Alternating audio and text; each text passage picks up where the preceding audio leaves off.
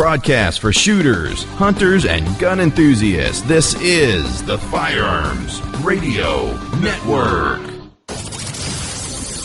The bandwidth for this edition of Gun Guy Radio is supplied by LA Police Gear, lapolicegear.com.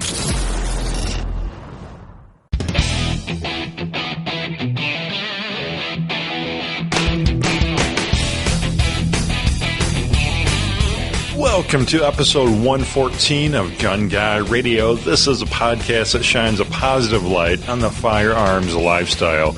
I'm your host, Jake Chaland, and this is your weekly dose of positive firearms talk without the politics. Well, welcome to the program. I have a great interview this week. I recorded it a little earlier in the week, so if you're watching video, I'm wearing different clothes, so it makes sense. Had Martin on from Rock Island Armory and Armscor. Great interview. Really good stuff. Just a few announcements before we get going. So, kind of a sad one here. We say farewell to one of the podcasters on the network, Chad, from the Competitive Rifle Podcast, has decided that it's time for him to move on, that the podcast is getting in the way of just, everything else going on. And, we all have crazy busy lives, and he has to stop doing one thing because he's got other new things going on. So for him, the podcast has to go, which I understand. It's a ton of work, and I really can't thank him enough for producing so many awesome episodes at the Competitive Rifle Podcast. If you haven't checked it out, check out Chad and Micah's show. They've had 23 episodes so far, and I'm really working on Chad to do one farewell episode. So hopefully you'll see that fairly soon. But just a really awesome podcast. I look forward to it every week. But don't worry, it's not necessarily going away. The Competitive Rifle Podcast brand will stay here at the Firearms Radio Network, and we're seeking a new host. So if competitive rifle is, something that you like to talk about, if you're a big listener of this podcast, shoot me an email, jake@firearmsradio.tv. We, love to give you a trial run, see how it goes. I mean, if this is something you're passionate about, we're definitely looking for a host for the Competitive Rifle Podcast. I've yet to hear if Micah is going to keep doing the podcast. So shoot me an email, jake@firearmsradio.tv. And we're also looking for some interns here for the Firearms Radio Network. We're looking for a WordPress content organizer. So if you know WordPress backwards and forwards or pretty well, we're looking for someone to hop on the different WordPress sites that we run and just kind of double check everything. Make sure, all of our I's are dotted and T's are crossed and all that. Just kind of curate the content. Just make sure everything looks good.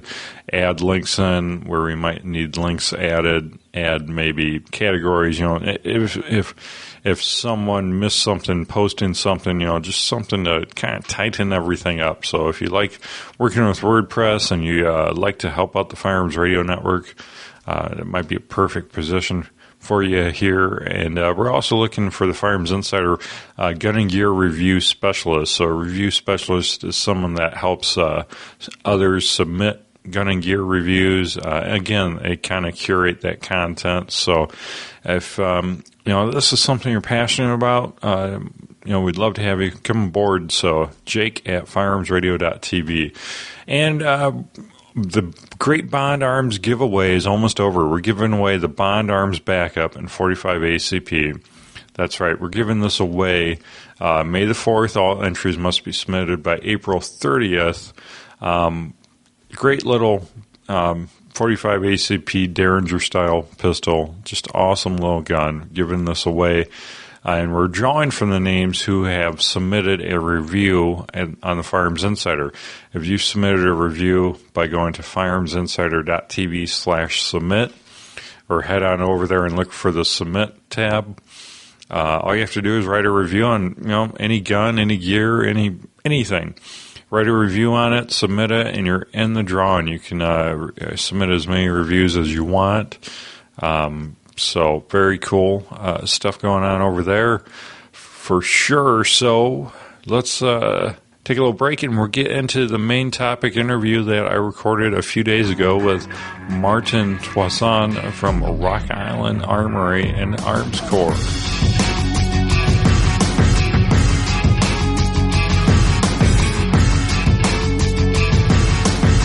Welcome back to the Gun Guy Radio main topic, and I'm here with Martin Tuason, the CEO of Rock Island Armory and Armscor. Hey, Martin. How you doing, Jake? Oh, I'm doing great.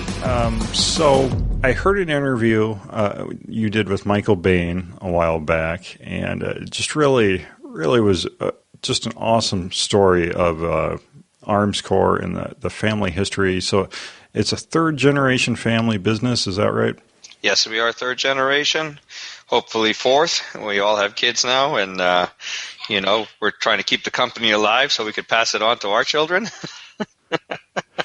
Absolutely.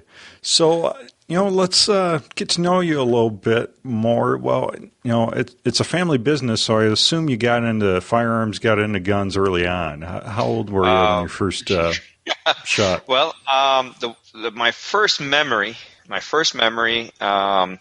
of going to the office with my dad, to the actual factory, I was probably about 3.5, 4.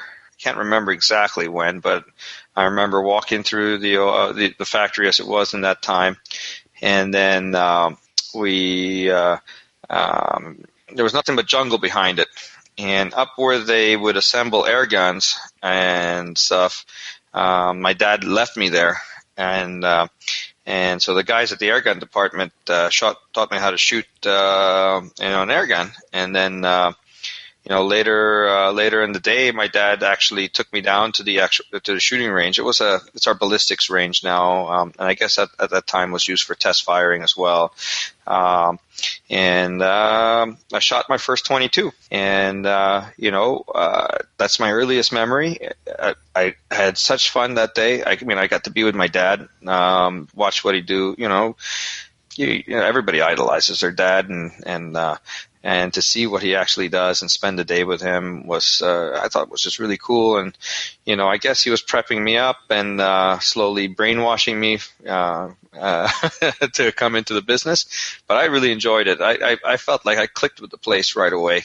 And that's my memory, my first memory. He used to take me there once in a while. But when I was around 6 or 7, I used to get to go there. Maybe he would let me miss school, maybe once every couple of months to come with him to work. And we'd go shooting in the afternoon after he was done with work. And I was 6 when I fired my first M16A1 and Beretta Model 12 submachine gun. And 6? 6. Somebody was awesome. Behind me. I had the M16 on some sandbags. Somebody was behind me and made sure the gun didn't get out of control. But the Beretta Model 12 actually was just heavy to carry, but I could actually handle that at 6. It's smooth, it's slow, it's about 500 rounds per minute, so it's nothing too hectic, it's a lot like a grease gun. And shot a .22 revolver. We made a .22 revolver in those days. And we had a test gun, a Smith & Wesson, one that shoots the semi-wad cutter 38 special. No, the wad cutter 38 special. It was a wad cutter. It wasn't a semi-wad cutter. Wad cutter 38 special. It's automatic, and it shot pretty smooth. And I just always had fun. So my memories of going to work at that early age with my dad was just so good that that's all I wanted to do from when I was, from when I was young. I actually have a really great story about that. Apparently when I was about 5, my dad called me over to a group of his friends and my grandfather's friends. And apparently I had been saying it since I was maybe 3.5, 4 years old that I would be running the company one day. And my grandfather goes to his friends. He says, Martin, what do you want to do when you grow up? And I'd say, Lolo was the short for grandfather there. And I said, Lolo, I'm going to run your company. And I knew from a very early age there was nothing else for me but the gun business. In all honesty, I strayed away when I was about 21, 22, thinking I was going to maybe have something back up, and I took hotel restaurant management, and I was a minor in culinary arts, a backup degree if anything went wrong. But I never used it except for cooking in the house, and my wife loves it that I can actually cook a really good meal, and that's what can I say? It's a long-time love of mine, working at the factory and going there since I was a little kid. Just all good memories. That's awesome. That's such a cool story. You not only run a gun company, but you can also cook. Yeah, Italian food's actually my specialty. Yeah, that's awesome. Not Filipino, but Italian. Although I do know a lot of Filipino dishes and Spanish dishes and stuff. Very cool. Yeah. Well, tell me about some of the company history. So your grandfather, did he start the company or buy the company? Well, he bought the company. It started off as a photography store in 1905.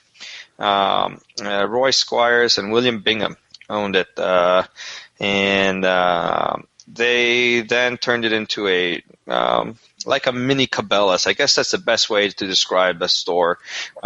They, had hats and clothing and then they had a sporting department, golf, archery, and shooting and hunting, right? And in the early 30s and late 30s, my grandfather used to shop at the store, and it was owned by an American named Arthur Heilman. And my grandfather would just go shopping there all the time, and he would see the successful business that was there, and he was one of the younger brothers, and he knew he was never going to be in charge of the real estate company and stuff like that. So he convinced his brothers to let him buy the company, and so we had a retail store, Squires Bingham Sportsman's Warehouse, and we bought that 3 weeks before the Japanese invaded in 1941. So as you can imagine, I think that that Mr. Heilman wanted to get out of the Philippines at the time. He had some, I guess, insight to what was happening, and my grandfather was an optimist, buying a business 3 weeks before World War II began. Talk about bad timing. Wow. Oh, yeah. Japanese came right in, confiscated every gun we had in the store, and my grandfather basically became a tailor and made suits and pants and stuff like that just to get by through the war. And towards the end, when it started getting really violent in the cities and stuff, they went and hid in the mountains. And then they came back down after the war, and we had the store. And in late 40s, they started instituting some currency controls, and so with the currency controls in place, it was beneficial for us to start making something in the Philippines rather than importing it. It became very difficult. So we looked at what was the most profitable department at the store, and it was guns. So my grandfather said, let's put together a small factory and let's build a .22 rifle. That's at the time, everybody could get a .22 rifle. It was the easiest one to sell, so we copied a Remington type rifle. I believe it was like a Model 50 at the time, a semi-automatic .22, and we upgraded it soon after that, but that was the first one, and it was really like my dad would like to call it a backyard operation. It was literally in one of our properties. We had a shack with some machines, and we were building guns, and we are licensed number one in the Philippines, and to this day, nobody else has license number one. We're licensed number one to manufacture ammunition as well, which we got in the late 50s. So we have both of those licenses. We have the distinction of being number one. It still says there on the day we hang up our license, it still says their license 00001. That's awesome. Very cool. And it went from there into the property that we have today in Marikina, Philippines, which is 7-hectare property. That's about 15 acres, give or take. And that's where the factory moved to in 1958 and has been since. So through that time period, what kind of guns did you guys evolve into? Well, we mainly made 22 rifles from 1952 to present day. And then we started the rimfire ammunition around that time as well. We were using a dry mix formula, which was kind of dangerous and not so reliable at the time. And we made enough 22 to supply just the Philippines. I mean, we were not thinking globally at the time. My grandfather definitely not. And even as my father came in 1962, working for the family, we were just starting out. We got the wet primer formula from Federal, and that's an actually pretty interesting story as well. It's Charles Horn, the chairman of the Olin Foundation, and he was running Federal at the time. He would probably go to jail for what he actually did if it was today with all the restrictions. He traded stamps with our plant manager. They were stamp collectors. And apparently my plant manager sent him some very rare stamps, and he sent over the primer formula and a technician. And we went into the Federal primer formula. Those must have been some stamps. That's what I'm thinking. My dad always said he hated Matty, but he had made two correct decisions in those days. Number one, sending stamps to Charles Horn, and the other one was actually picking the location where the factory is. We are built on a hill, so we never flood, and that city is prone to flooding. We've had some massive ones there in the past, and we've always been dry. It's been a pretty good property, and we've been able to expand there.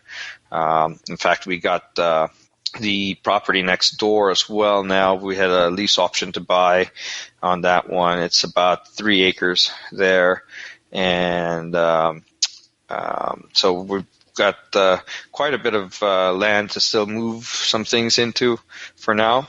And especially now we also subcontract a lot out, so we have other locations all throughout the Philippines. And we're also, instead of expanding in the Philippines, trying to move some things over here. And here you're based out of where in the U.S.? I live in Las Vegas, and I work in Pahrump, Nevada. That's about an hour outside, and I work from home for the Philippine time schedule, and I work in the Philippines. Technically, my main office is in the Philippines, in Marikina. Okay, very cool. So when did you guys start the transition of 22s and stuff into the 1911s and the larger calibers? Okay, well, we went from 22s into shotguns. We bought the design from High Standard in 1963 and started producing them in late 64. And then after that, we bought the design for the Colt Detective Special in 1971 and started producing it in 73. And we made that gun for the Philippine National Police from 1973 all the way till 1989. Then we were part of the Self-Reliant Development Program started by President Marcos, and we were given the contract to do the 5.56, the M193. So JUSMAG,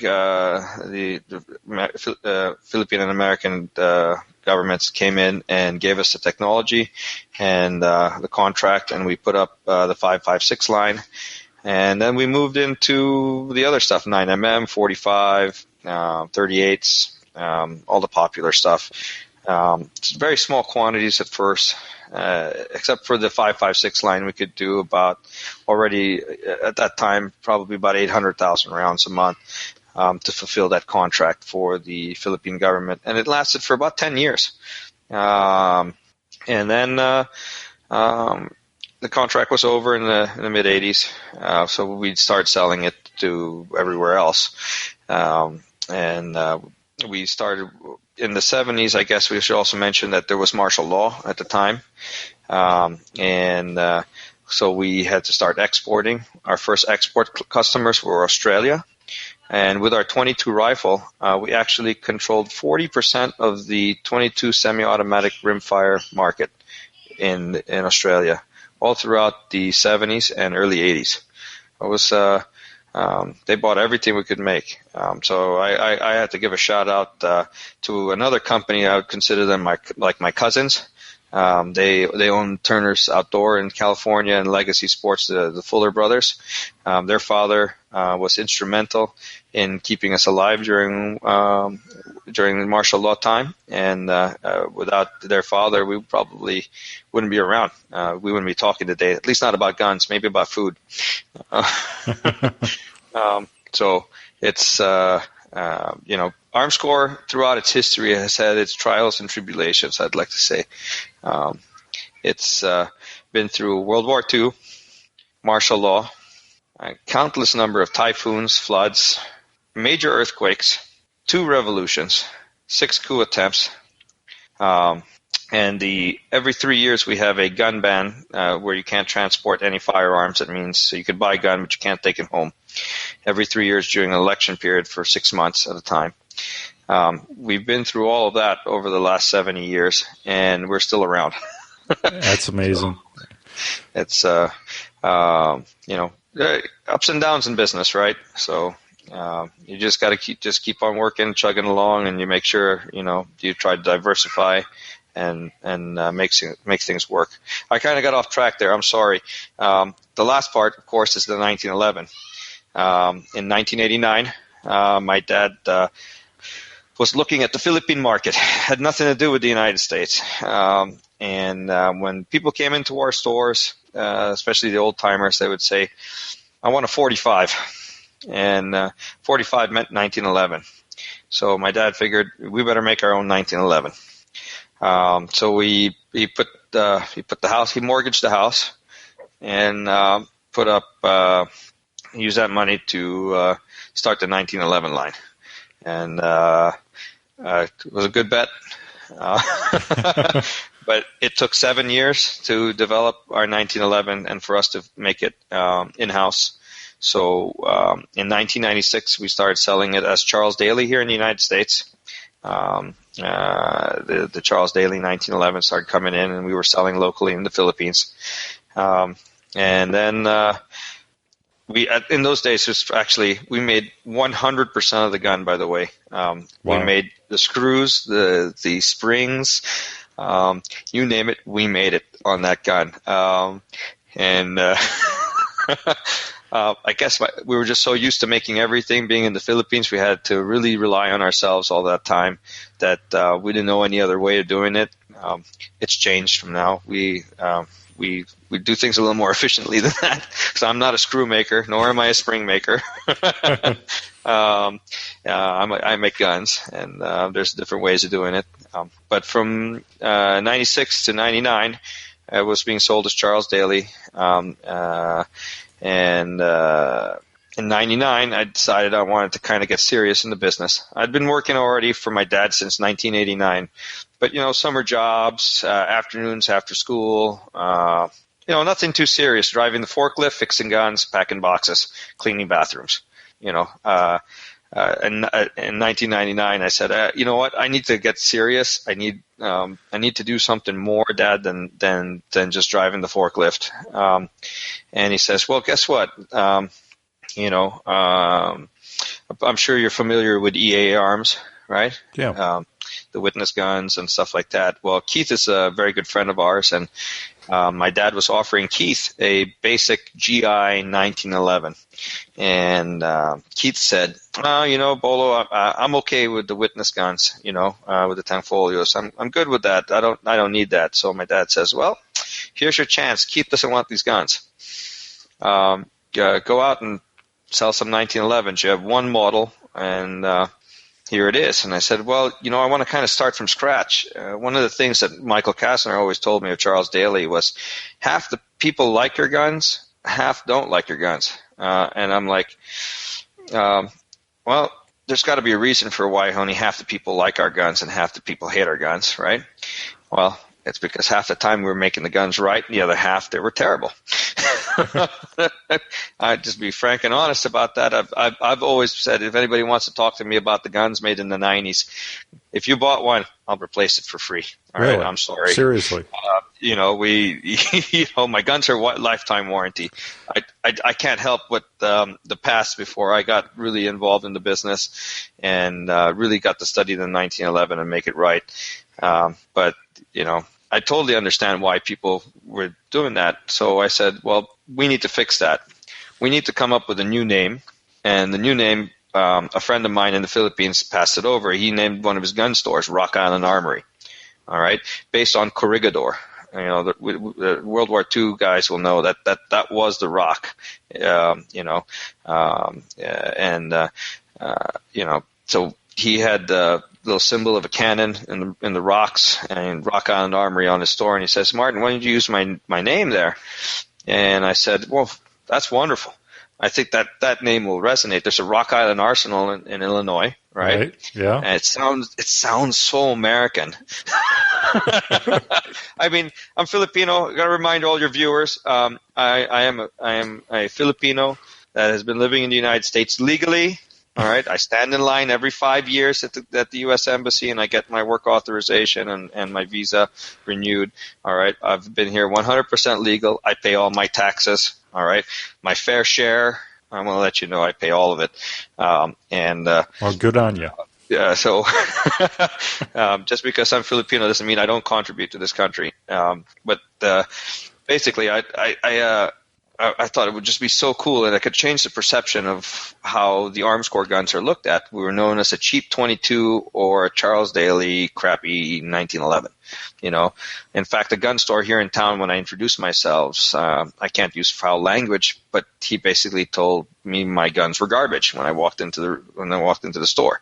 And fair enough. You know what? That just motivated me more to do a better job. So came up with the Rock Island name. Put it on the mil-spec 45 5-inch gun. And I said, Dad, there's one thing we have to do. We need to put a lifetime warranty.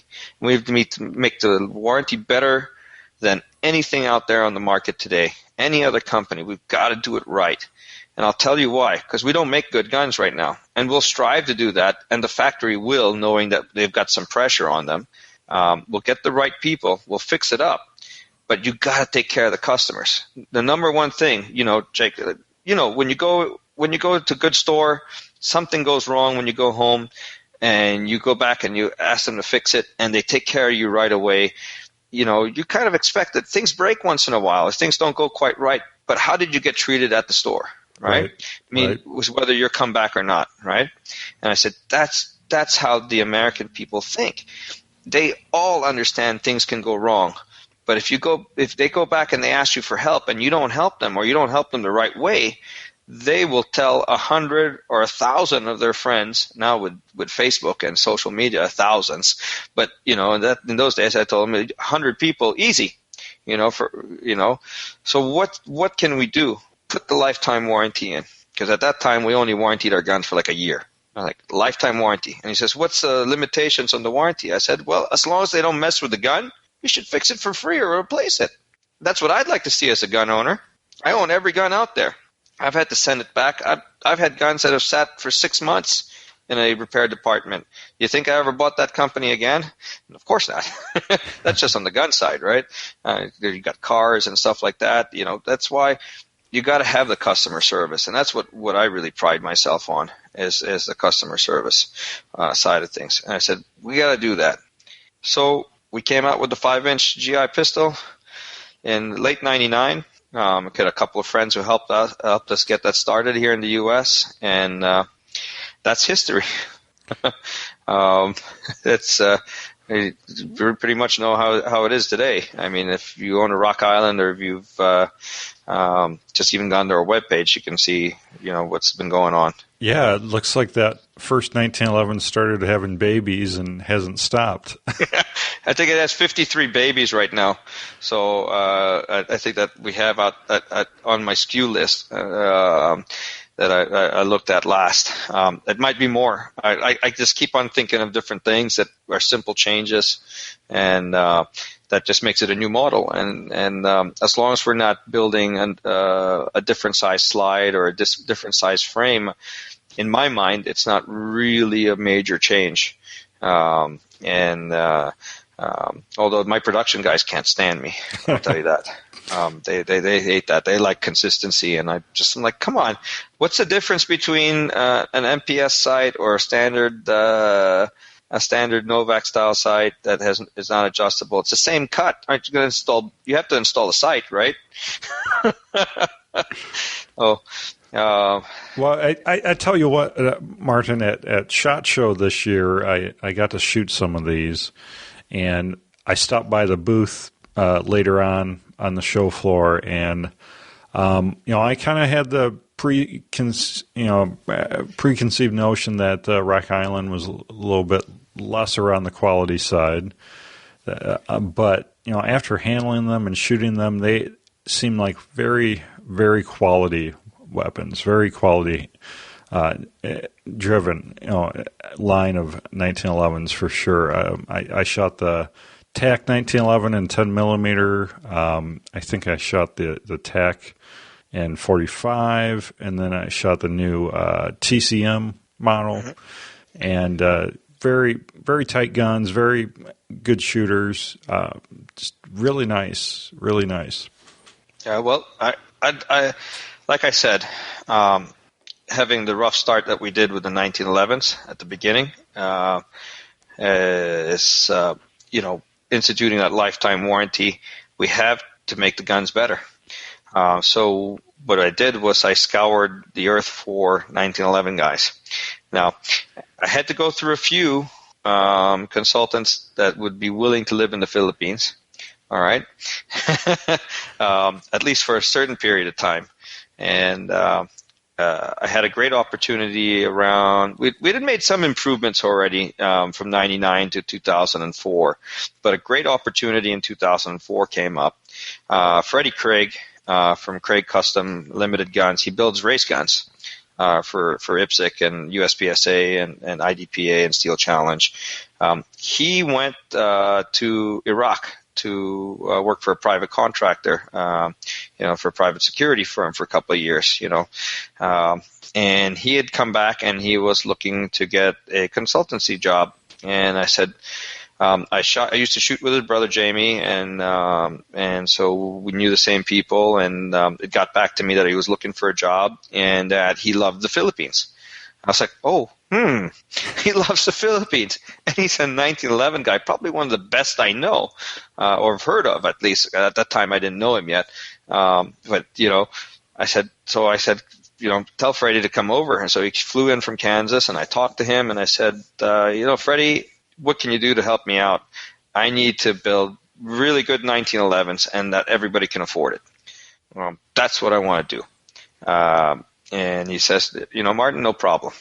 And he went to the Philippines, lived there for 5 years, married a Filipina, moved back, and he still works for us as a consultant, and he flies back and forth now. But he wanted to spend more time with his son in Kansas as he was growing up. And I told him, no problem. You should. Family's important. We are a family business. Kind of understand how important family is. So all you have to do is just fly on a plane or get on the internet now, and look at how we're doing this, right? So it's not too difficult. And he is probably, I'm going to give him a lot of credit for straightening us up and getting us to where we are. So you mentioned the good quality. we got good people. We have really, really good people in the firearms department. But Freddie showed them what quality in a 1911 should be, so that we knew what to reach to strive for. I think before Freddie, we didn't know really what a good 1911 was. So what kind of changes were made due to his consultation? Well, number one, I think our holes for the firing pins, the slide stop hole was slightly off. Number one, he spotted that right away. There were a couple of reference holes that were a little off, the fitting of the guns, CNC programming for the slides. Once you start putting that all together, and also helping us source better parts, really not source. We could source the parts, but he vetted the parts, and really, really improved that. And then helped us up with the assembly portion. Our assemblers, I mean, the guys who are training our assemblers now were trained by Freddie. So, can you imagine a guy who builds race guns training your assemblers? That's awesome. And so now you get these tight guns all the time, and that's standard production run stuff, It's not like it's, all the guns that you shot at Media Day, I promise you that every single gun was taken off our warehouse floor and just cleaned up, degreased, and then test fired, and then put on the range. And that's it. That's awesome.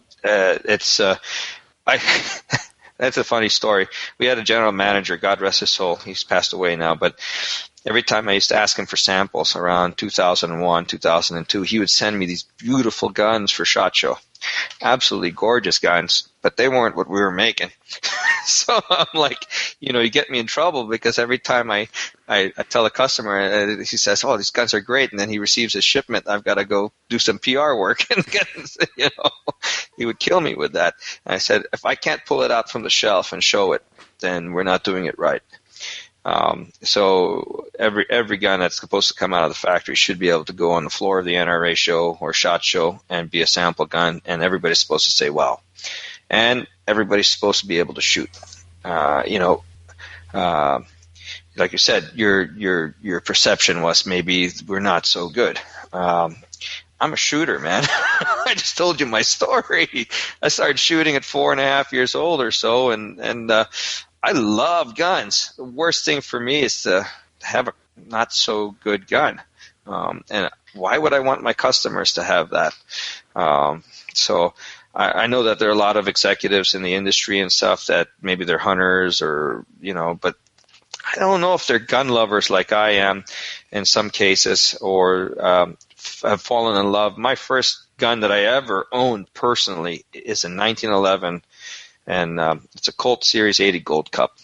It was a great shooter, and I always loved it. And I carried that gun for a long time until we started making 1911s ourselves. It's the only time I ever sold it. But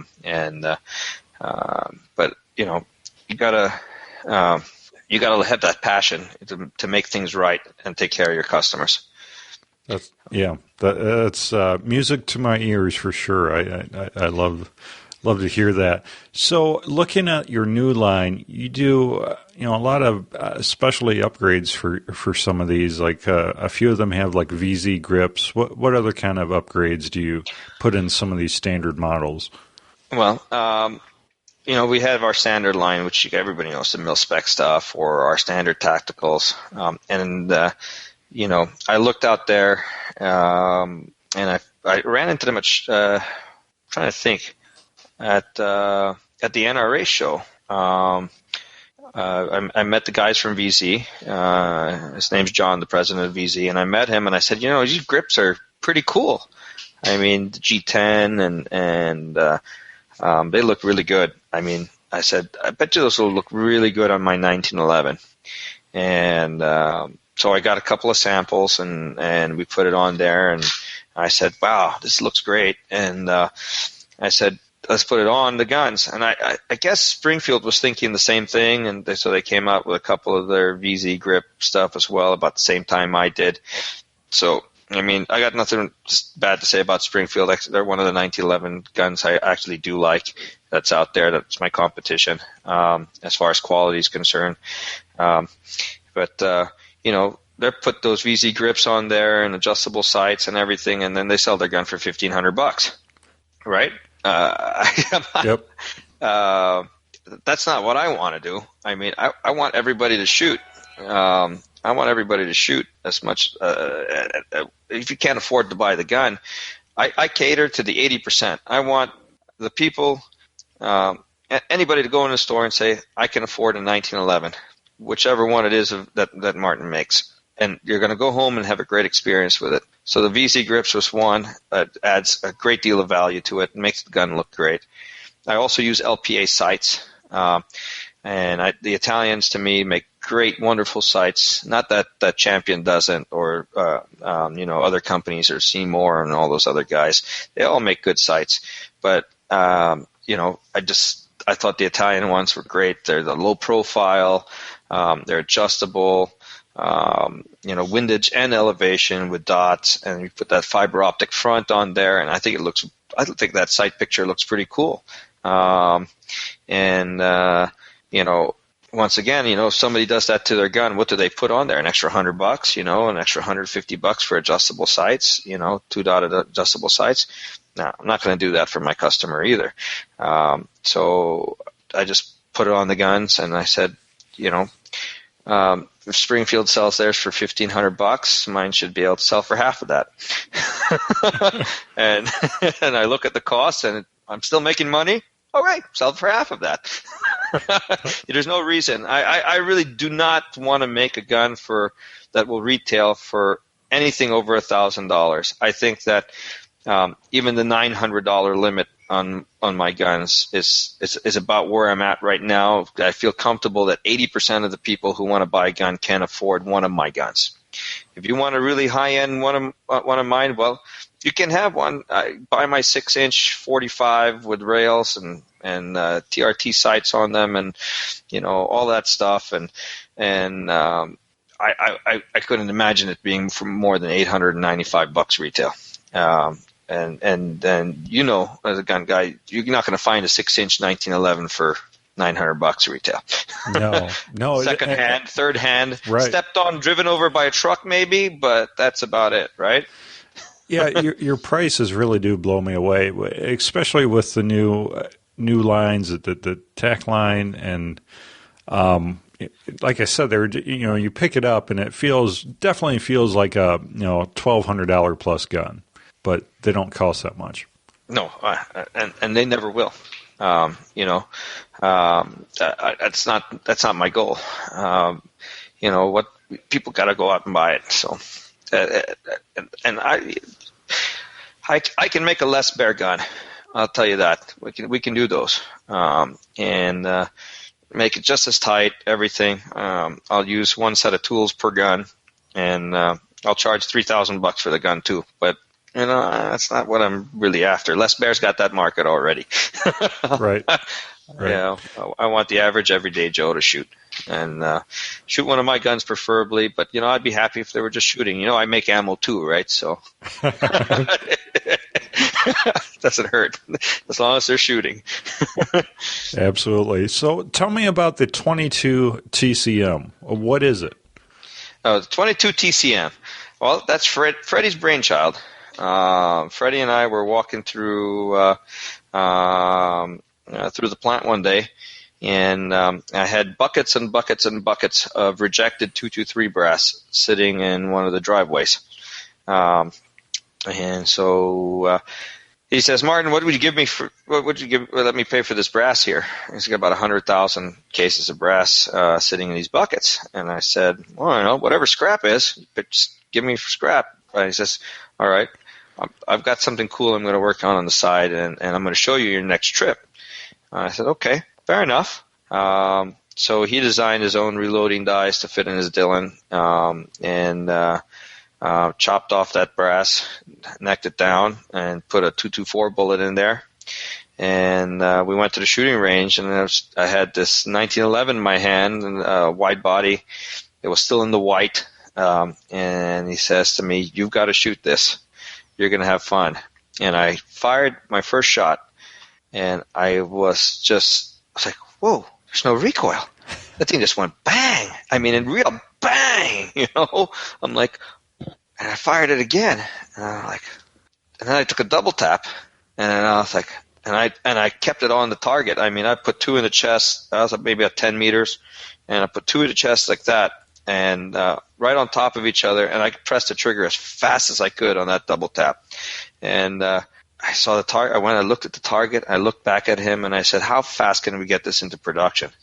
We've got to do this. I can go right up against the 5.7 with this." And I didn't even chrono it that day, but a couple of days later we ran it through the chrono, and every stat that I had for the 5.7 pistol showed it going about 1,700, 1,800 feet per second, and we were pushing 2,100, actually 2,200 with that load that we had that day, and we do it a little safer than that. That's why we want to get to about 2150, but we were at 80% humidity, 85-degree day, and we were pushing more than 2,200 feet per second that day. I'm just like, wow. This is a winner. No recoil. It's a 1911, 17 rounds in the gun. So I said, I went up to the office and I called my dad down. I said, "You need to shoot this. You need to back me up on this." I was just in sales at the time, and I was like, "You need to back me up on this. We need to give all the research and development to get this up and running in 1 year. I will be able to sell these guns. I actually don't have to sell these guns. I just have to let people shoot them, and they're going to buy them." And that's how the 22 TCM was born. Now it's its own case and everything. We draw it straight from a cup. I would say about 38 super length, and then neck it down. And we use a 40 cup. Because of the wall thickness, it's got to be in the webbing, because the pressures do get up there. And so a lot of people, I always see people making comments, "Oh, it's just a neck down 9mm. No. If it was in a 9mm case, it would be blowing up. It's actually it's its own thing, and I'm very proud of it. We sell every single one we get here right now. We've been trying to average about 1,000 a month, and I still get emails every day that they can't find it. Ammunition-wise, we're up to about 800,000 rounds a month, our average, delivering it, and I'm still getting emails that I can't get enough ammo out there. That means we got more guns than we do have ammo, and I'm working on that. We bought a lot of new machinery. We've got a new bullet machine coming in the summertime to do 22 TCM bullets, and we have redesigned the 224 bullet too. It's going to be a complete jacketed hollow point, not like it is now, which is the half jacket with the soft point and the dimple, and it's really consistent. That thing opens up and stays whole now. The old style used to shred a little bit sometimes, which I don't know. I guess sometimes that's okay too, but this one just opens up and stays open and flat and stops at about 10 inches of ballistic gel. So all that energy is dissipating all in that little small area. It is devastating. The new rifle's coming out of the TCM in the next couple of months. We should start shipping it, and when that rifle, that round will be going 2,900, 2,950 out of an 18-inch barrel. That thing will take down a 200-pound pig, and I know it can because I have. With the prototype, I shot a pig at the shooting range. I brought one in, tied it up, and shot it, and then roasted it afterwards. In the Philippines, we don't have much hunting left. My grandfather killed everything. I mean, so him and his brothers, they loved hunting, and they pretty much, I think the deer population, there used to be deer in the Philippines. They're all gone. They're extinct. My grandfather shot them all. If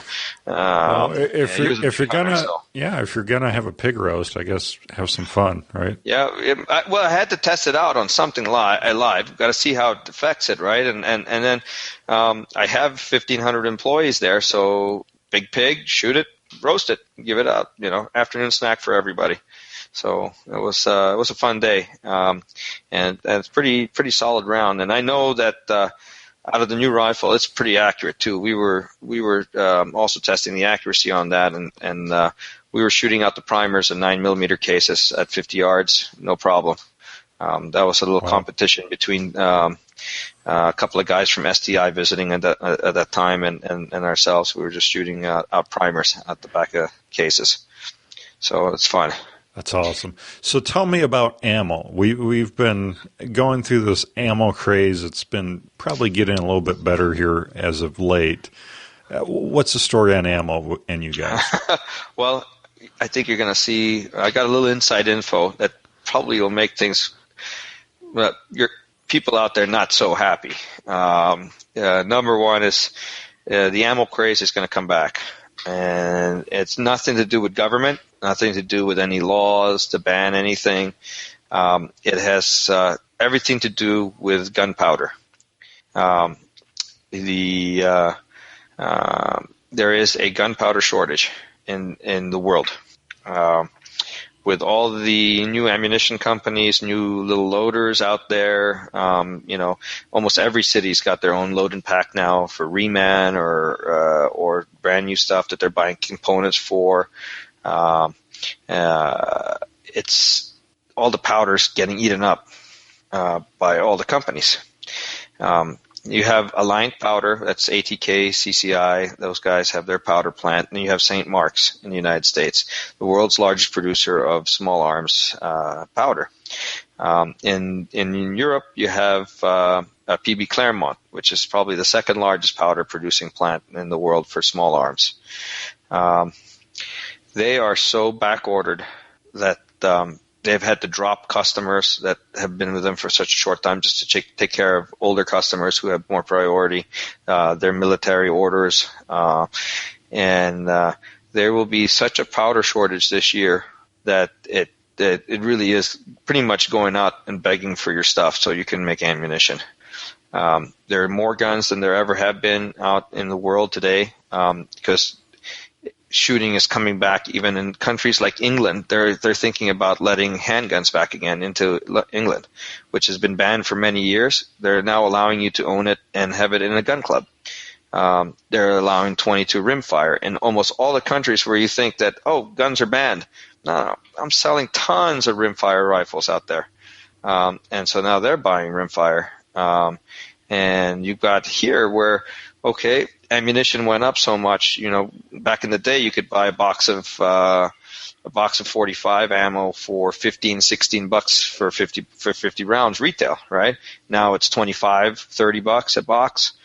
So the alternative is to buy 22. Okay, well, got all these rifles. All the rifles that are coming out now have 30-rounder, 50-rounder clips. everything. So they're going through 50 rounds in a second and a half. Right. You buy your brick. You used to buy, 97 cents a box at Walmart, and you could buy as much as you like. Well, combination of not increasing the powder supply plus the new increase in demand from all these new shooters all around the world have caused a shortage. And prices have come down to reasonable levels on the centerfire stuff. But look at rimfire, 22 Magnum, 22 LR. You're paying $70 a brick, $75 a brick for a 22 LR, and what used to cost you $9, $10 a box for a 22 Magnum is going up towards $20. It's only going to get worse. And also, one other thing that I know that just happened last month is that PB Claremont, the second largest producer of powder, the drying section of their plant went up in flames 4 weeks ago. So there will be a 6 to 8 week gap of no production of powder from that plant. And I can tell you that hurts. I buy some powder from them, and I know that all the Russian stuff, all the Wolf and Tula also use them as one of their suppliers. And I knew at the time of their explosion that there was nobody in the world manufacturing ammunition that had more than 3 or 4 weeks worth of powder stocks. So back in the old days, you could buy powder whenever. We always thought that we would, just call up St. Mark's, prepare a container, ship it to the Philippines or ship it to Montana, no problem. Now it's all It's all dog-eat-dog out there. So if people need to enjoy it now, when powder starts shortening up, it's going to be scary again because there's going to be less and less centerfire stuff out there. And one other big factor is that the largest lead smelter in the United States and last lead smelter in the United States closed down in January because of the EPA. So now prices are going to be driven up by raw materials costs as well. Well, I was feeling good here until all that. Wow. I'm pretty embedded in the industry, and you can ask anyone. I'm really honest about everything we do. And so if somebody's going to say, hey, man, things must be looking good because of ammunition, well, it's not all good. I can tell you that, gun sales have slowed down this year, and there are less guns going out to new shooters and stuff because I think everybody bought it the first 6 months of last year. The second that, the president went on and said, we've got to limit magazines and take away guns and blah, blah, blah. Everybody went out and bought a gun, even the ones who didn't think they were ever going to buy a gun. They just didn't want their Second Amendment trampled on. So there are a lot of new shooters out there. It does cause a shortage, and it takes a long time. For me to set up a whole new line to increase my capacity takes me 16 to 18 months. And, maybe ATK could do it a little quicker, Remington, but nobody can do it another 12 months. Wow. So it'll be short for a little while longer. They expect this rimfire shortage to last at least till end of 2015.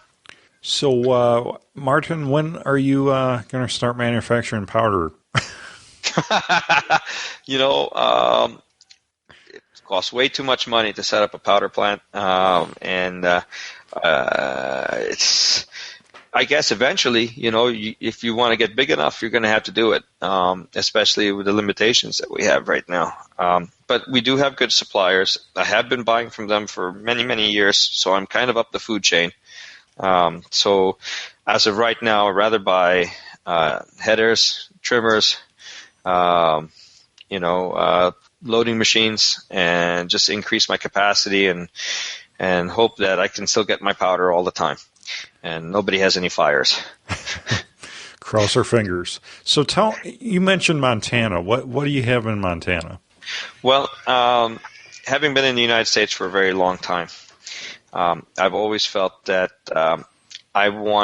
this is the largest gun country in the world, right? The Second Amendment. It's a protected right, God-given. And what better place than for logistics-wise, than to have a factory in the United States. I mean, I'm a businessman. You look at it, your biggest customer is going to be the United States. Where should you put your factory? Labor's more expensive. Labor in the United States is 6 times more expensive than the Philippines. Fair enough. But the American worker, in my view, is the best worker in the world. I mean, the American soldier is the reason why World War II was won, right? Because of the soldiers itself. But the support the soldiers had from the workers back home is what really won the war. It's the logistics and stuff. Being able to provide them all the quality rifles, tanks, airplanes, boots, jackets, you name it. That all comes from American industry. And the American worker can't be beat. I mean, dollar for dollar, I get one American. I'd rather, have one American working on my stuff than 3 Filipinos. And I don't want to say that because there are a lot of Filipinos who probably listen to your show, and I'm sorry, but it's a fact. I would like to see that change. I tell that to my employees in the Philippines all the time, that you need to be more like the Americans. You want to be competitive in the world, you have to be more like the Americans. They are the best. You have to emulate to be the best. I'm not just doing that because most of your crowd's American. It's the truth. I go all around the world to different factories all around the world. I'll tell you, the Germans are all about precision, and they make really good stuff. But the worker, as far as it's concerned, the best is the American. There's nothing better. And I don't mind going on the record saying that. My Filipino friends and everybody, they're going to get mad at me, but it's the truth. And that's why I want to open a factory here. I already did, and we're very successful. My gamble paid off. A $500,000 investment between me and one other partner, and we've turned that into a multi-million-dollar company within 3 years. Granted that the ammo demand is pretty high, but it would have happened anyway because we do it right. And we found the right mix of Filipino stuff and American stuff combined, and we make good product. Now I'm going to do the same with firearms. You got Montana. It's beautiful. We're moving to a 4-acre property in the summer, hopefully, if the ground will thaw out there in time to build the buildings. It's Montana. Yeah, it's Montana. But you know what? It's beautiful country, and the people there are great and hardworking. Their ethics are just everything's great out there. And my partner out there is wonderful.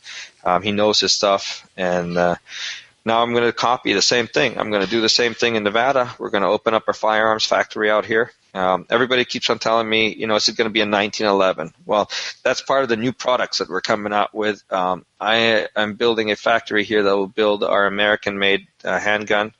I can tell you it's a police-type pistol, and that the guys in the police market who I'll be competing with will be shaking in their boots. The gun itself, the prototype that we have, the way we're going to make it, it's incredible. I mean, right out of the box, you can't pull out most of the police pistols out there, the plastic ones and all that stuff that are out there. I won't say names.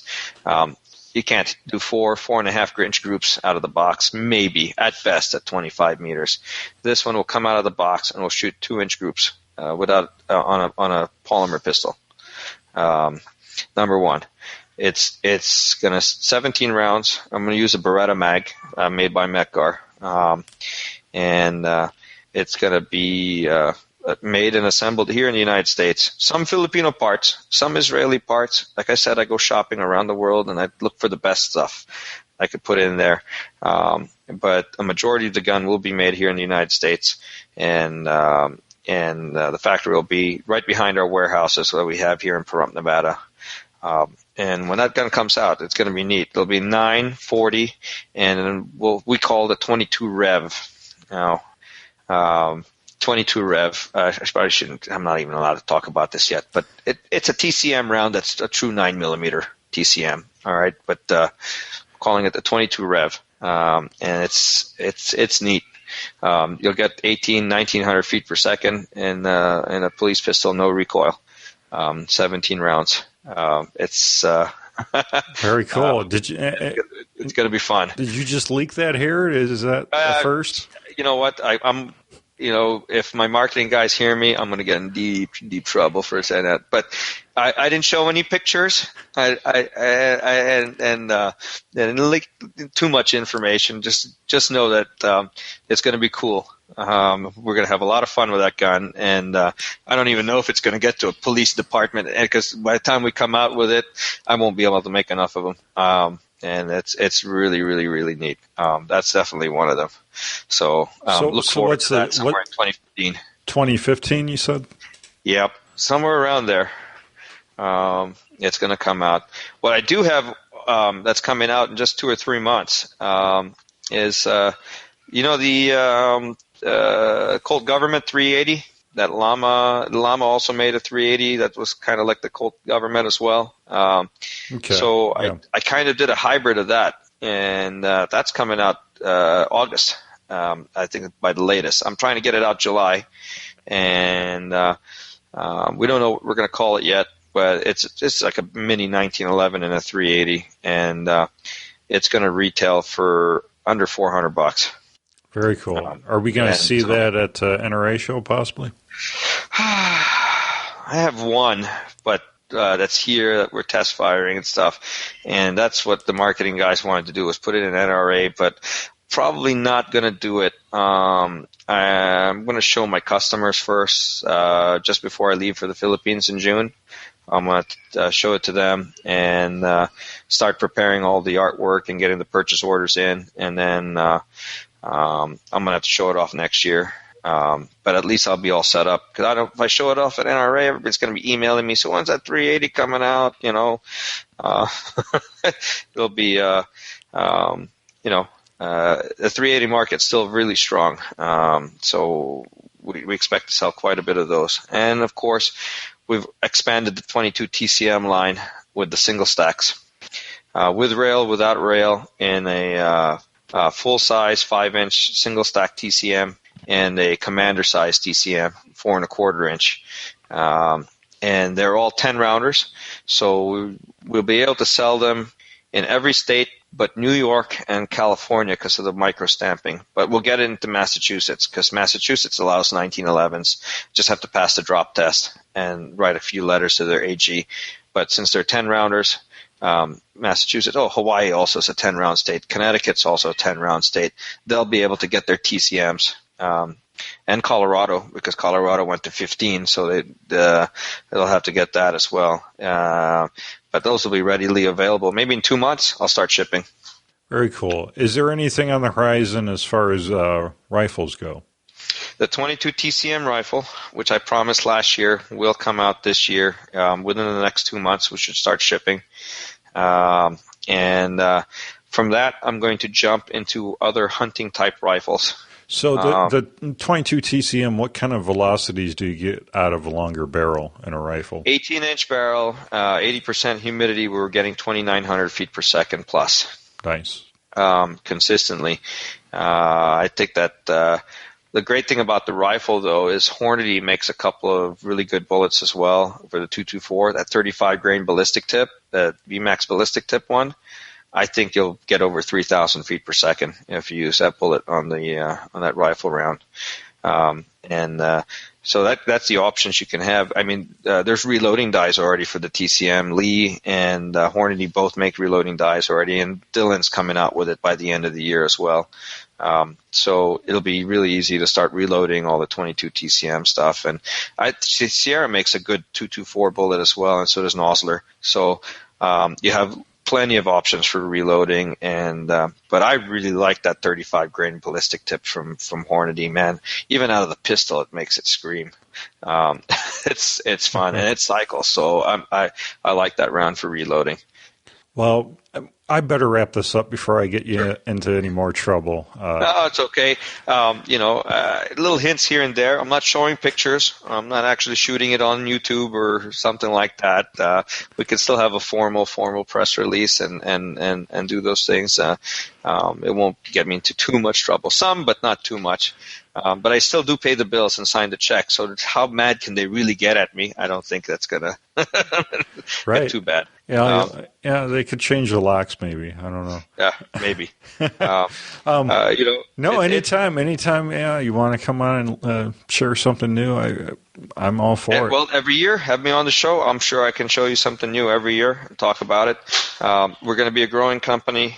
Like I said, I want to make sure everybody shoots, and I think when you target 80% of the market, I think you have unlimited growth potential. Sometimes a little slower than others, but you'll always keep on growing. And I hope that one day you and I are talking, and I can tell you that I'm one of the big boys. That's always been my dream. And we work very hard. Me and my family and all my employees, we know what the goal is, and we want to get there. And maybe one day you'll be able to buy stock on the NASDAQ or the New York Stock Exchange or something like that. And that's one of my dreams. It's hopefully to get to that point. Very cool. Yeah. Well, you can't beat it. Quality, affordability, and lifetime warranty.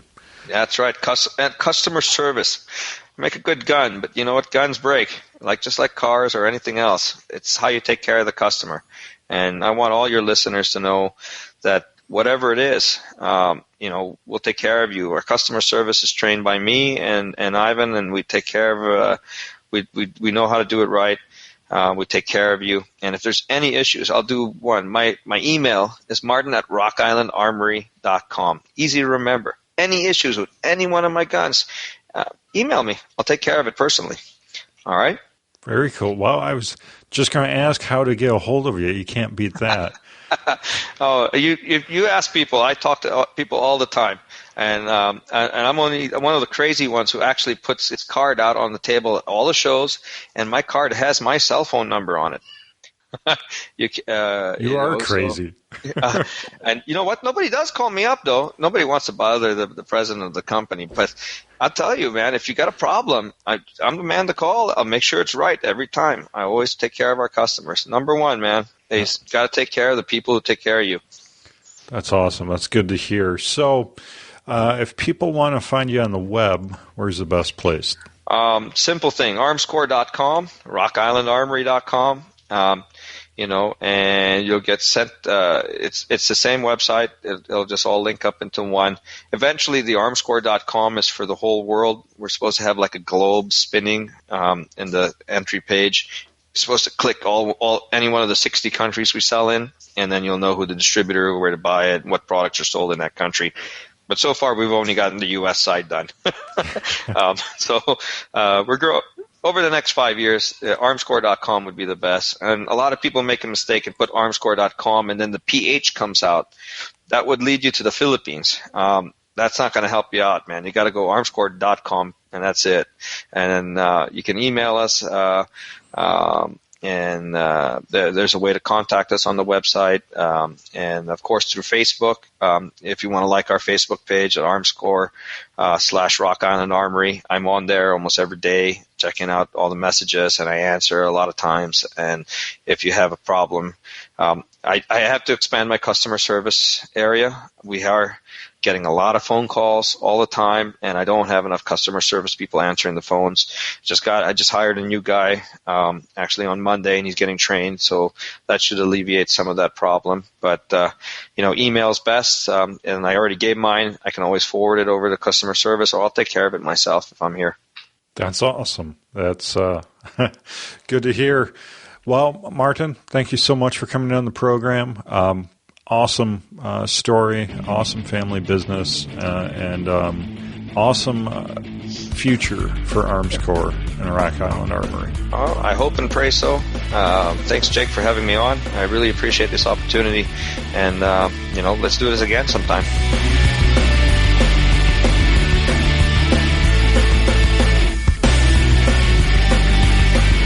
All right, we're back. That was an awesome interview. Big shout out to Martin for coming on the show. Just a really cool guy. What a great CEO. He really has a heart for the customer, and it's really great to see that. I loved how he said, if you had one of our, older Charles Daly, models, and it's not working out for you, contact us.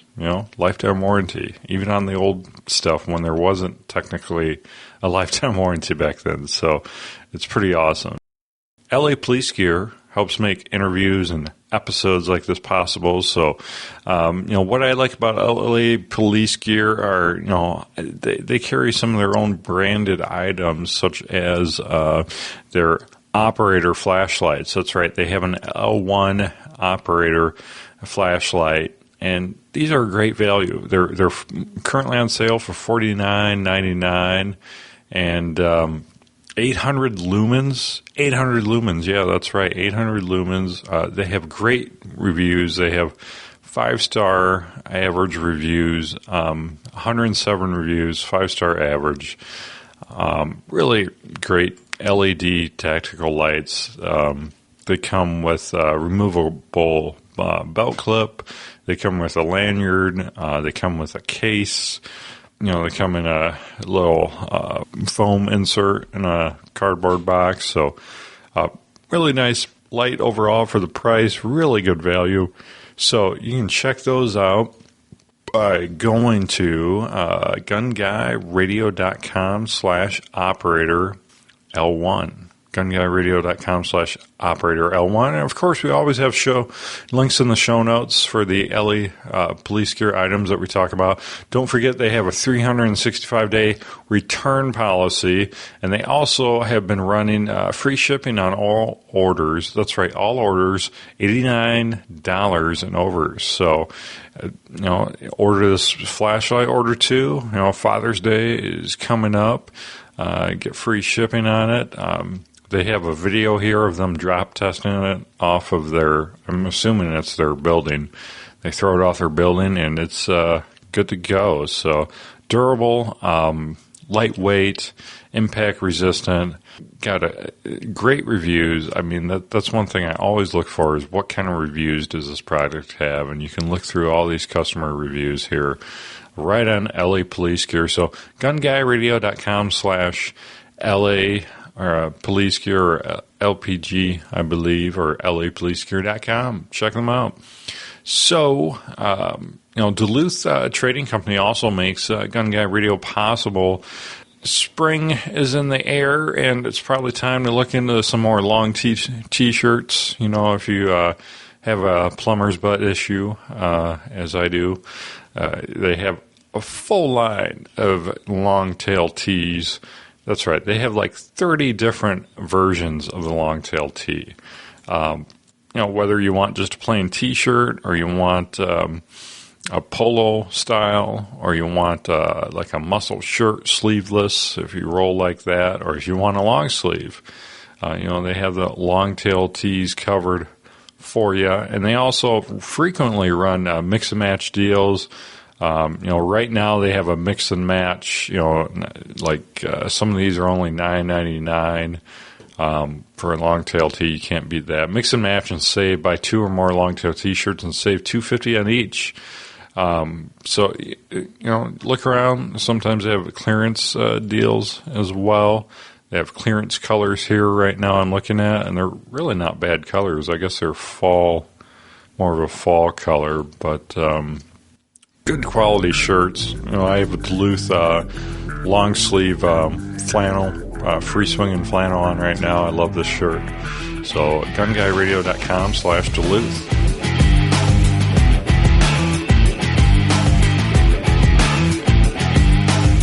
Welcome back to the Gun Guy Radio Product Spotlight with Brownell's correspondent Paul Levy. Hey, Paul. Hey, Jake. How's it going? It's going great. So we're talking about the AccuShot Atlas bipod. I've been hearing about this. We had a guest a little while back on our podcast, This Week in Guns, who picked it for their pick of the week. So what can you tell me about it? Yeah, I can see why it would be a good pick. It's a pretty popular bipod at the moment. It's pretty robust anyways. I think that's what makes it so popular. This is in the folded position. I have one of the non-Picatinny models right here.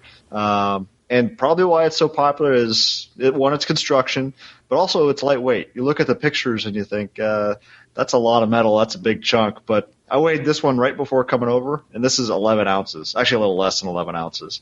So it's right in the same realm as other bipods. It's essentially all aluminum.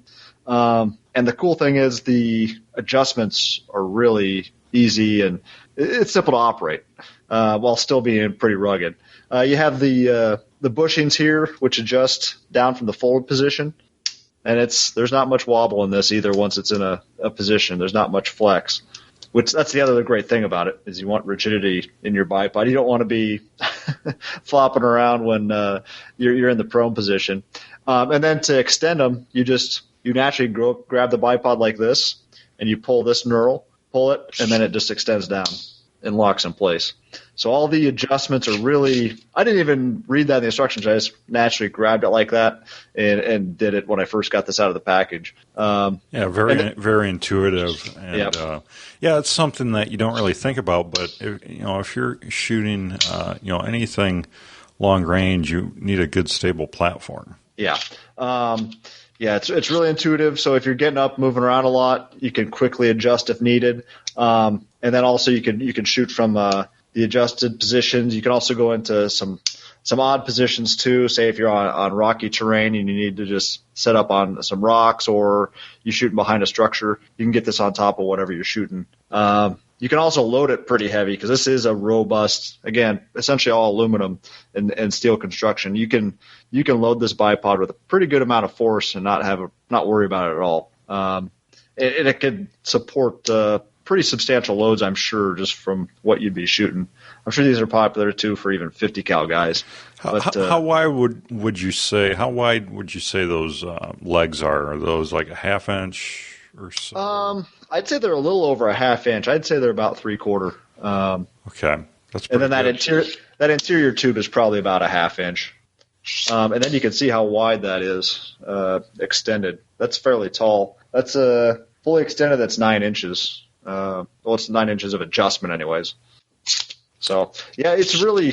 I was impressed when I first got out of the package. The first thing that struck me was just how lightweight it was. Because you look at the pictures and it looks just chunky. It's not. It is light and it's fairly small. Right. This one here has the direct attachment for throw lever bipod mounts. We sell it with 2 style Picatinny attachments. That's the most common attachment people choose. And then we do have quite a few accessories for the attachment method to get it on your gun, and then as far as the feet and the legs themselves. One adjustment I didn't mention is this turret here. This is for tension adjustments. So when it's mounted on the rifle, you can pan left to right. So that's in there too. I can't do it right now because you really do need to have the rifle mounted to actually be able to do that and take the tension off this. But it's really pretty impressive. It's on my list of things to get at some point. Very cool. So right now the version with the Picatinny quick detach lever mount, that's about $279, and then the versions that have the screw-on type mounts are about $219. Yeah, this one here is $219. This is the version I got right here, $219.95. And it's bipods. A quality bipod is getting up there now. Sinclair International has a few, and they're about the same price range. And you get into competition bipods and things like that, and they're well above this. So right. Well, this is kind of right in the mid-range for a quality bipod. Yeah, I think it's one of those things that maybe after you make a mistake or two, you realize that it's something you need to buy once and cry once with. Yeah, you can buy some okay bipods that'll suit your needs. Say sub $150, and they may work for your given platform. But yeah, this is one of those you buy it once and you're good for life type deals. Really pretty impressive. I should mention too, it does have rubberized feet. So if you shoot on cement, it's not going to move around on you. And again, they're not going to slip and slide on most materials. Right. Do those screw out, or are those replaceable? I do not know. It appears to be replaceable, but I'd have to look on that. Okay, very cool. Well, we'll have links in the show notes if you're an audio listener, or if you're watching the video and YouTube, you can click in the upper left-hand corner or below the display here for get your hands on the Atlas bipod from AccuShot. Well, very cool. Thank you so much, Paul, and we'll see what you have for us next week.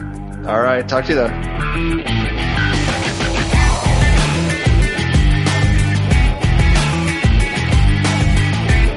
Well, we're to the Brownells giveaway. That's right, the Brownells giveaway. And you know what? We were giving away this last month, the month of March. We were giving away beef jerky.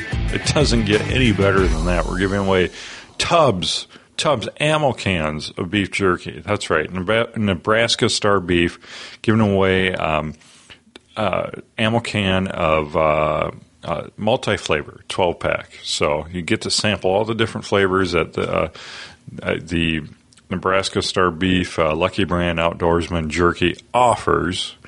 So I drew some winners, 5 of them. That's right. We gave away 5 of these. These are a $79.99 survival value. They're currently actually on sale for just $54.99. I have a link to them in the show notes, but here are the winners. I already emailed these guys, but, as always, sometimes you guys don't give me a legitimate email or something. So here we go. 5 winners: Eric Hoyer, Bruce Darmstead, Jimmy Wheeler, Gregory Ailes, and Michael Moorer. So your names are in the show notes as well if you want to double check your name. I emailed you guys. Send me your shipping info, and we'll get those out to you. And the next giveaway is a little bit on the down low right now, but it's something AR-15 related, so stay tuned for that. And we're still giving away that multitasker that I never heard from the winner from the previous month. So Series 3 AR-15 multitasker tool in black with the G10 grips. Yeah, it's a nice awesome multi-tool, one of the best ones out there, probably the best one out there. And all you have to do is send me. I don't understand. Only 2 people have done this, but all you have to do is send me a selfie with your recoil magazine. That's right. Just pose, click a picture, and send it to me. That's all you have to do to enter. And so far, only 2, maybe 3 guys have entered. So, and this ends next week. It ends April 10th. So hurry up and send those recoil magazine selfies in. You don't even have to buy it. Just go into like your Barnes & Noble or bookstore and just do a selfie. That's all I need. So, but you're going to want to buy it because it's an awesome magazine. So send those in, jake@firearmsradio.tv. And you can subscribe to our newsletter. That's right. Subscribe to our email newsletter by going to gunguyradio.com/winner. And that is how you initially get entered for all these awesome giveaways, like these mysterious AR-15 related giveaway coming up next month. That's how you get entered. You subscribe to our email newsletter. If you're already subscribed, don't worry about it. You're set. You're in the running. So gunguyradio.com/winner, and there's also in the sidebar of gunguyradio.com, there's just a simple form to fill out to subscribe.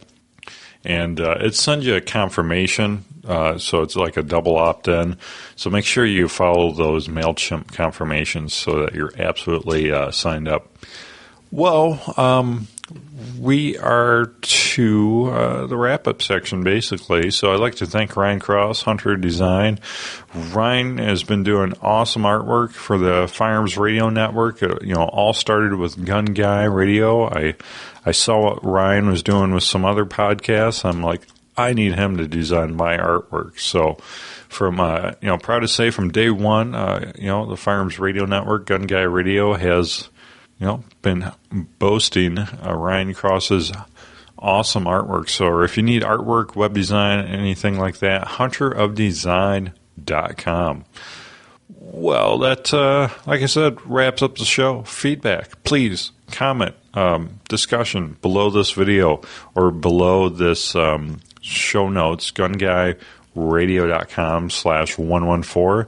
Comment, let me know what you want to hear from the show. I've got some other awesome interviews lined up here in the short term, and we'll probably do maybe an NRA-related show. I don't think I'm getting out to NRA all 3 days now that I'm looking at my budget, but be out there for at least one day, so that will be cool. There might be some cool new product. At least we'll get to talk to some neat people. So remember to subscribe to us on iTunes. That's right. Never miss a show. gunguyradio.com/iTunes. Please leave us an iTunes review. I was going to read off the names of the recent reviews, but I closed that screen out already. So big thank you to you guys that have either updated or left new reviews. Thank you so much. Please, if you haven't left an iTunes review, please leave a written review. It helps other people find the show. And join the NRA and the Second Amendment Foundation. These organizations are doing, great things for our gun rights that smaller guys, smaller organizations like us or like individuals like me just can't do the big things that these guys are doing. So don't forget to shop around now using our affiliate link, gunguyradio.com/satisfaction. And you can also contribute to the show by shopping Amazon. That's right. Please, please, please bookmark firearmsradio.tv/Amazon before you go shopping. Just click through that, and then a little tiny percentage of the proceeds will help keep the lights on here. So firearmsradio.tv/Amazon, or real easy, just click any Amazon link you see on any of the websites for the Firearms Radio Network, for Gun Guy Radio. Anytime you see an Amazon link on there, before you go shopping, click it, do your shopping. We'll get a little bit of that purchase order. So really appreciate it. Thank you so much for using that, and thank you so much for using the Brown House giveaways. It keeps the lights on, keeps the servers going, and gets us a little bit closer to our dreams. So don't forget to check out the other awesome shows here only on the Firearms Radio Network. You can subscribe to all of them by going to firearmsradio.tv/iTunes. Don't forget we have a Android app. We have a Windows Phone app, really excellent Windows Phone app. Working on the Roku app still for the Roku set-top TV box, and so we're everywhere. iTunes. If you're using iPhone or the iPad, just use a podcasting app. It's the Apple podcasting app. It should be on there. If it's not, it's free. So check it out. And thanks for watching, listening, and we'll see you next week.